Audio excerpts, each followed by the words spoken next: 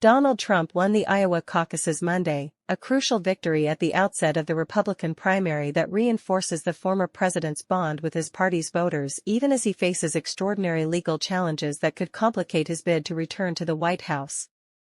The magnitude of Trump's success is still coming into focus, but the former president's supporters endured a historic and life-threatening cold snap to participate in caucus meetings that unfolded in schools, churches, and community centers across the state. The results are just the first in what will be a months-long effort for Trump to secure the GOP nomination a third consecutive time.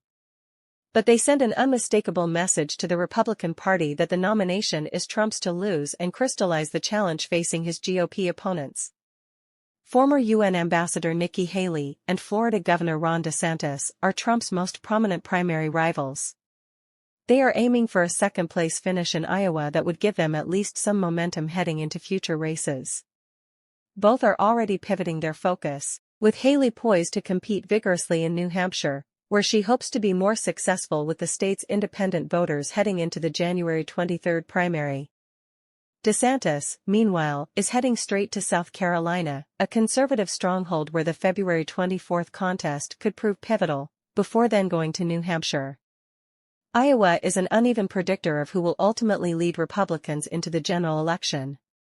George W. Bush's 2000 victory was the last time a Republican candidate won in Iowa and went on to become the party's standard-bearer. Trump has spent much of the past year crafting a far more professional organization in Iowa than the relatively haphazard effort he oversaw in 2016, when Texas Senator Ted Cruz carried the caucuses. His team paid special attention to building a sophisticated digital and data operation to regularly engage with potential supporters and ensure they knew how to participate in the caucuses. For months, the former president predicated a commanding Iowa victory with a 30 or 40-point blowout that he argued would render the rest of the primary essentially unnecessary. His aides have privately focused on meeting or beating Bob Dole's nearly 13-point win in 1988. The largest margin of victory ever in a contested Iowa Republican caucus.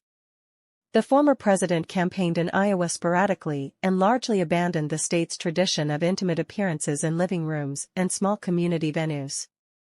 He instead relied on larger campaign rallies where he more often listed grievances over the past, most notably his lie that the 2020 election was stolen, rather than articulating a detailed vision of the nation's future. The challenges confronting Trump will intensify in the weeks ahead as he balances the demands of a campaign against multiple legal threats. He has said he will return this week to a New York City courtroom where a jury is poised to consider whether he should pay additional damages to a columnist who last year won a $5 million jury award against Trump for sex abuse and defamation. The U.S. Supreme Court is weighing whether states have the ability to block Trump from the ballot for his role in sparking the January 6, 2021, insurrection at the U.S. Capitol, and he's facing criminal trials in Washington and Atlanta for his efforts to overturn the 2020 election.